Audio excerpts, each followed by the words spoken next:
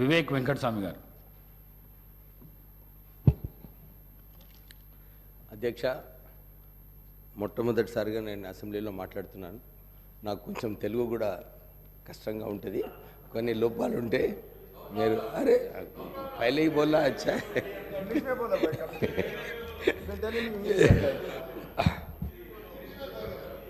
बोलिए जो भी आता बोलिए, जरा सुनो, सुनने के बाद डिस्कस करिए. అధ్యక్ష, ఇప్పుడే రామ్మోహన్ రెడ్డి గారు గవర్నర్ రెజల్యూషన్ ఏదైతే ప్రపోజ్ చేశారో చాలా మంచిగా కాంగ్రెస్ పార్టీ ఏదైతే గ్యారంటీ స్కీమ్ గురించి వివరాలు ఇవ్వడం జరిగింది. తర్వాత మొట్టమొదటిగా వారు చెప్పినట్టు సోనియా గాంధీ గారు అప్పుడు మనకు హామీ ఇచ్చారు, తెలంగాణ ఇస్తామని చెప్పి అప్పుడు యూపీఏ ప్రభుత్వం 2009లో మాట ఇచ్చిన ప్రకారంగానే 2014లో ఇవ్వడం జరిగింది. ఆ ఉద్యమంలో అందరూ కూడా కలిసి ఉద్యమం చేశారు. ప్రజలందరూ కూడా అన్ని వర్గాలు అన్ని కులాలు అందరూ కూడా మాకు తెలంగాణ కావాలని చెప్పి తెలంగాణ ఉద్యమంలో పాల్గొన్నారు. మేము అప్పుడు కాంగ్రెస్ ఎంపీస్గా తెలంగాణ పార్లమెంట్లో నినాదాలు చేసి ధర్నాలు చేసి, అప్పుడు నిజంగా చెప్పాలంటే సోనియా గాంధీ గారు మేమందరము ధర్నా చేసేటప్పుడు నినాదాలు చేసేటప్పుడు ఎప్పుడు కూడా మాకు విమర్శించలేదు. ఆమె ఎప్పుడు కూడా ఎంకరేజ్ చేసింది. సరే, మీ అందరికీ ఆకాంక్ష ఉంది తెలంగాణ రావాలని, మీరందరూ కొట్లాడమని చెప్పి అప్పుడు సోనియా గాంధీ గారు మాకు సటల్గా ఆదేశాలు ఇవ్వడం జరిగింది. అలాగే నేను పొన్నం ప్రభాకర్ గారు, రాజగోపాల్ రెడ్డి గారు, రాజయ్య గారు, జగన్నాథం గారు, మేమందరం కూడా ఆ రోజులలో బ్యాక్గ్రౌండ్ వర్క్ అన్ని చోట్ల కూడా అప్పుడు గులాం నబీ ఆజాద్ గారు మా మంత్రి ఇన్ఛార్జ్గా ఉండే, వారికి ఎందుకు తెలంగాణ ఇవ్వాలి, తెలంగాణ ఇస్తే ఎట్లా తెలంగాణ బాగుపడుతుంది, తెలంగాణ అభివృద్ధి ఎలా అవుతుందని చెప్పి చాలాసార్లు ప్రజెంటేషన్ ఇవ్వడం జరిగింది. కీలకమైన సమయంలో అప్పుడు రాహుల్ గాంధీ గారిని నచ్చజెప్పి తెలంగాణ ఇస్తే బాగుంటుంది, తెలంగాణలో ప్రజలు ఆకాంక్ష ఉంది తెలంగాణ రావాలని చెప్తే అప్పుడు రాహుల్ గాంధీ గారు, సోనియా గాంధీ గారు నిర్ణయం తీసుకొని మనకు తెలంగాణ ఇవ్వడం జరిగింది. మీకు అందరు తెలుసు, ఆ రోజు పార్లమెంట్లో గ్యాస్ విడుదల చేసినప్పుడు కూడా మన పొన్నం ప్రభాకర్ గారికి అప్పుడు హాస్పిటల్ కూడా తీసుకువెళ్ళడం జరిగింది. ఇవన్నీ అయినప్పుడు అందరికీ తెలంగాణ వస్తే ఒక తెలంగాణ బాగుపడుతుందని చెప్పి చాలా ఆశలు ఉండే తెలంగాణ ప్రజలకు. ఈ 10 సంవత్సరాలు ఏదైతే ఈ టీఆర్ఎస్ ప్రభుత్వంలో ఉన్నారో ప్రజలు ఏదైతే అనుకున్నారో, అరే మా బ్రతుకులు బాగవుతాయి, మా భవిష్యత్తు బాగుంటుంది, మాకు ఉద్యోగాలు కల్పిస్తారు, మాకు నీళ్లు ఇస్తారు, నిధులు నియామకాలు ఏదైతే ఆలోచించారో ఈ 3 అంశాలపైన ఈ 10 సంవత్సరాలలో నిజంగా చెప్పాలంటే చాలా లోపాలు ఉన్నాయి అధ్యక్ష. ఇంతకుముందు రామ్మోహన్ రెడ్డి గారు చెప్పినట్టు నీళ్ళ విషయం నేను తర్వాత తీసుకుంటాను, ఎందుకంటే ఆ కాళేశ్వరం ప్రాజెక్ట్ ఆ పెద్ద ప్రాజెక్ట్ అది, దాని గురించి చాలా వివరాలు ఇచ్చే అవసరం ఉంది. రాష్ట్ర ప్రభుత్వం ఆల్రెడీ రేవంత్ రెడ్డి గారు ఒక నిర్ణయం తీసుకున్నారు, దీనిలో కాళేశ్వరం ప్రాజెక్టులో ఒక ఎంక్వైరీ పెట్టాలి. ఎందుకు ఈ ప్రాజెక్టులో ఏదైతే ప్రాణహిత చేవల్ల గురించి మా నాన్నగారు అప్పుడు వెంకటస్వామి గారు కొట్లాడి ఈ ప్రాజెక్ట్ శాంక్షన్ చేయించారు అప్పుడు.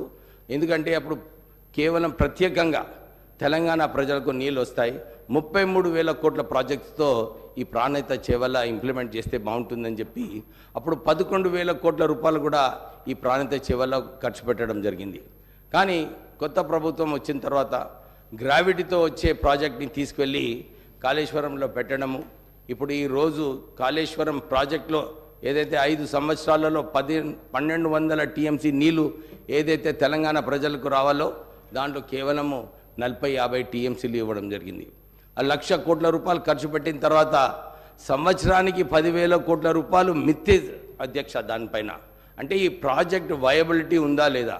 అప్పుడు మాకు చెన్నూరు ప్రాంతంలో, మంతిని ప్రాంతంలో, మంచిర్యాల మా పెద్దపల్లి పార్లమెంట్ నియోజకవర్గంలో ఎప్పుడు కూడా బ్యాక్ వాటర్స్ నీళ్ళు రాకపోయేది. కానీ ఈ బ్యారేజెస్ కట్టిన తర్వాత ఈ బ్యాక్ వాటర్స్ వలన సుమారు 1,00,000 ఎకరాలు మునిగిపోవడము, అక్కడ మంచిర్యాల టౌన్లో ఇల్లులు కూడా మునిగిపోవడం జరిగింది.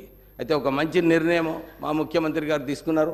దీంట్లో ఒక ఎంక్వైరీ పెట్టి నిజంగానే ఈ ప్రాజెక్ట్ ఏదైతే అంతకుముందు మహారాష్ట్రతో ఒప్పందం జరిగిందో ఇది నిజంగా రీడిజైన్ చేస్తూ ఇక్కడ మార్చే అవసరం ఉందా లేదా, దీంట్లో ఇన్ని వేల కోట్ల రూపాయలు ఎట్లా ఖర్చు అయినాయి, కాంట్రాక్టర్ అప్పుడు అందరికి కూడా అనుకున్నారు తెలంగాణ కాంట్రాక్టర్స్కి ఈ ప్రాజెక్ట్ లభిస్తుందని, కానీ మనం ఇచ్చింది ఈ కాంట్రాక్ట్ ఆంధ్ర కాంట్రాక్టర్స్కే. వాళ్ళు లాభం పొందారు, వాళ్ళు ధనవంతులు అయ్యారు, కానీ తెలంగాణ కాంట్రాక్టర్స్ ఎవరు కూడా ధనవంతులు కాలేదు. ఇప్పుడే మా గ్యారంటీ స్కీమ్ కింద 200 యూనిట్స్ ఫ్రీ ఎలక్ట్రిసిటీ కరెంట్ ఇస్తామని చెప్పి మా కాంగ్రెస్ ప్రభుత్వం ఇప్పుడే గ్యారంటీలో పెట్టడం జరిగింది. అతి త్వరలోనే ఈ స్కీమ్ ఇంప్లిమెంట్ చేయాలని చెప్పి ఒక రివ్యూ మీటింగ్ పెట్టినప్పుడు ఆశ్చర్యమైన విషయం బయటకు వచ్చింది. 81,000 కోట్ల రూపాయలు లోన్లు, దాంట్లో రుణం ఈ పవర్ యూటిలిటీస్లో ఉన్నాయి. దాంతోపాటు 50,000 కోట్ల రూపాయలు నష్టాలలో ఉంది పవర్ కార్పొరేషన్స్.